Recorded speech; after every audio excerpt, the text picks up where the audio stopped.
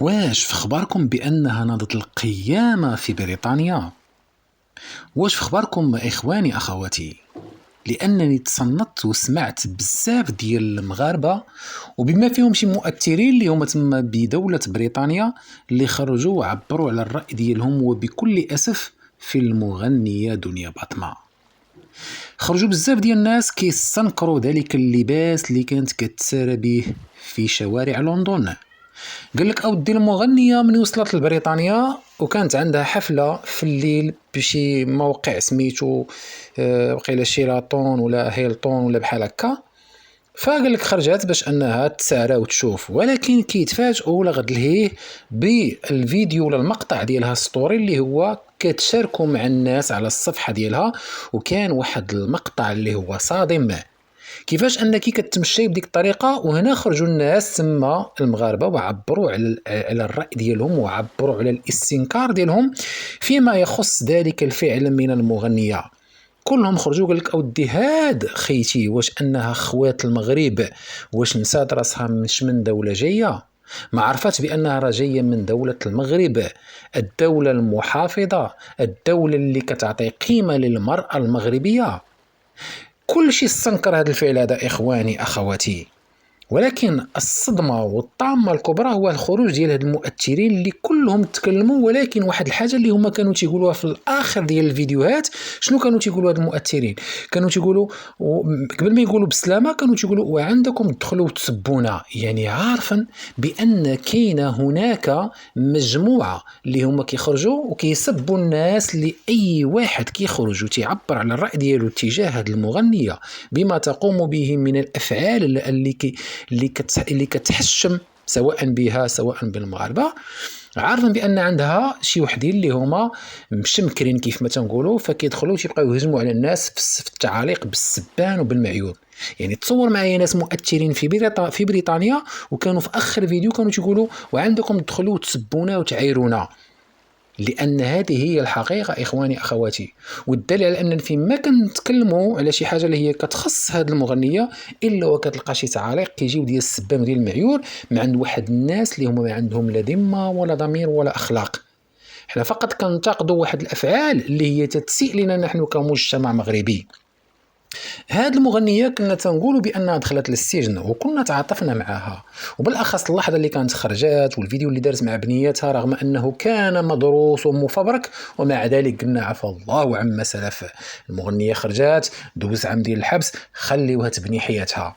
ولكن المصيبة والطامة الكبرى هو أن لقينا بأن المغنية تغيرت فعلا، ولكن تغيرت من الأسوأ إلى الأسوأ بكثير، لدرجة أن كاع الناس تكلموا على السهرة ولا على الحفل اللي كانت مشات دارتها وقيلة في الكويت في الخليج، فكانت كتكلم مع الصحافة بكل احترام، في حين ملي جات لهنا المغرب كانت دايره واحد ندوة صحفية بخصوص الفيلم ديالها البايخ اللي هو البوز، فناضت كتبقى تهاجم الصحافة اللي انت سير في حالك اللي انتم جلسوا، وكأن هاد الصحافة جات عندها لعقر منزلها.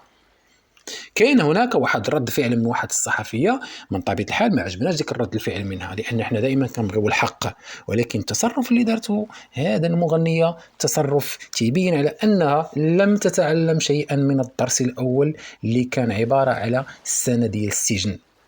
والمصيبه الكبرى هو انها ملي مشات الى بريطانيا اللي لبات واحد الدعوه انها غادي دير واحد الحفله تما، فالسيده انفوا وصلت لتما حست براسها وكانها ما عرفت فين وصلت. المصيبه هو ان الناس اللي تما في بريطانيا قالوا لها الشريفه هذه الدوله هذه راه ما كنلبسوش فيها حنا هذا اللباس هذا، هاد الدولة هذه فيها الدين الإسلامي أكثر من كل الدول اللي في العالم، كنلقاو بريطانيا فيها الدين الإسلامي بكثرة بزاف، فما بالو كاين شي اللي جاية من بلاد محافظة بلاد مسلمة ودايره لنا هاد اللباس هذا. هاد اللباس قالت لك ما كيديروش حتى هذوك اللي تيكونوا عندهم اللي خارجين الطريق تما في بريطانيا ما كيديروش هاد اللباس هذا. كل شيء كيتكلم على الزياده الوزن ديال المغنيه اللي هي لفتت الانتباه. ولكن السؤال قال لك اودي هي رغم ان كيعرفوا بان الحبس شويه كيزيد في الوزن لان الانسان تيكون غير جالس، والسريط والمريض بالاخص هادو اللي تيكونوا لاباس عليهم انه تيكون تياكل والراحه بحال ديك الحول اللي كيكون كيتعلف في الكوري. ولكن الطريقه اللي خرج بها المغنيه واللي ولات دابا حاليا، فكنشوف واحد الوزن اللي هو زائد بزاف، وركزت هي على الزياده ديال الوزن، ركزت على المؤخره ديالها. لان هذا الشيء هذا اللي ولينا كنشوفوه صراحه، لدرجه انها هي ولات كتركز فقط على المؤخره ديالها. يعني كتلبس شي لباس وديك الشيء كديرو، يعني مثال بحال اللي تنقولوا مثال عنوة انها كتبقى تحني واحد الحنيه بزعما انها تبين راه عندها هاد العقليه ديال المؤخره اللي عند المغنيه واختها، اللي بزاف ديال الناس كيتكلموا عليها. وهي بالعاني كدير ديك الشيء هذاك، يعني بالعاني كدير انها كتركز الكاميرا ولا التصوير يكون دائما يجيها من الخلف، وكانها مثلا كتبغي توصل شي ميساج. السؤال المطروح، لمن المغنية كتبغي توصل الميساج ديال أنني عندي مؤخرة كبيرة، من هو المقصود بهذه الميساجات؟ واش أنها كتبغي تقولها للطليق ديالها الترك؟ واش كتبغي توصلها لشي ناس؟ واش كتبغي توصلها لشي وحده؟ حيت حنا كنعرف بأن حياة المغنية كلها ميساجات وكلها خشية الهضرة وكلها معاني. ولكن التركيز بالمؤخرة، من أصبح الآن يتباهى بالمؤخرات؟ أنا كنظن بأن هاد الثقافة ديال المؤخرات راه ولت يعني من يعني هذه شحال ما بقاتش الثقافة هذه. ولكن كنشوفوا دابا حاليا والكل دابا يتساءل، تيقول لك اودي بأن المغنية عندما مثلت الفيلم ديال البوز وكانت مشاركة الأدوار ديالو مع الشيخة تراكس، فربما سرقت لها اللوك ديالها. علاش؟ لأن كنشوفوا حاليا الفورما اللي ولات عند المغنية وكأننا كنشوفوا نسخة طبق الأصل من ديال التراكس. هادشي هذا كلكم، ولكن الكوم الصعيب هو الاستنكار ديال المغاربة من الجالية المغربية اللي هم مقيمين ببريطانيا. كلهم استنكروا وكلهم يعني تكلموا على ذاك المقطع وكلهم ما عجبهمش الحال. قال لك اودي حنا كنا غادي نكونوا جد سعداء انها مثل جهات المغنيه ديالنا ديال بلادنا انها تغني لينا هنايا، فمرحبا والنيت فرحنا ليها انها خرجات وتبدا حياتها وكذا. ولكن ملي شفناها دارت هذاك ستوري صراحه تصدمنا فيها بزاف. هادو تصريحات ديال الجاليه المغربيه وبما فيهم المؤثرين اللي تما في بريطانيا. قال لك تصدمنا فيها بزاف، وصراحه بينت على ان العقليه ديالها باقا موسخه لحد الساعه.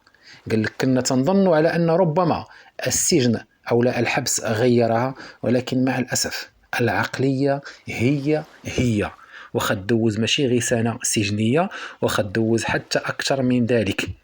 العقلية لم تتغير. صراحة هذا الكلام هذا ما قلناش غير حنا، وإنما هناك حتى منصات ولا قنوات يعني ديال دول عربية اللي هم متبع الأخبار ديال المغنية تاهم خرجوا واستنكروا هذا الشيء هذا، وقال لك أودي لا يعقل. وقال لك بعمرنا في حياتنا شفنا شي فنانة مغربية عبر التاريخ دارت شي حاجة بحال اللي دارتها دنيا باطمة. كاين اللي مشى بعيد وحمل هذا الشيء هذا لمن الوالدين. كاين اللي قال لك اودي بان المغنيه دائما بالخرجات ديالها كتحط الاب ديالها في واحد الموقف حرج، والكل تعرف من هو الاب ديالها وكل شيء كيشهد ليه بالاخلاق ديالو وبالحشمه ديالو. ولكن تأبى هذه البنت الا انها تحطه في واحد الموضع الذي لا يحسد عليه. هذه هي الحقيقه اخواني اخواتي ديال الكل يتكلم حاليا فقط على هذا الشيء هذا.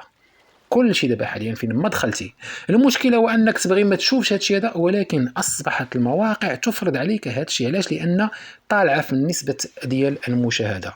واللي خلى هذا الستوري انه يطلع بزاف ماشي على اساس انه مثير، لا، وانما الطريقه اللي تعرض بها هذاك ستوري كتبين على ان هذه المغنيه مجرد هرقاويه لا علاقه لها بالفن او لا باخلاق الفن او لا بمبادئ الفن. كل شيء كيشير وتيقول لك انها هرقاويه. كاين اللي مشى بعيد وحط لها واحد العنوان، قال لك بان يصلح هذا الفيلم، هذا العنوان يكون لي فيلم. قال لك العنوان هرقاويه في لندن.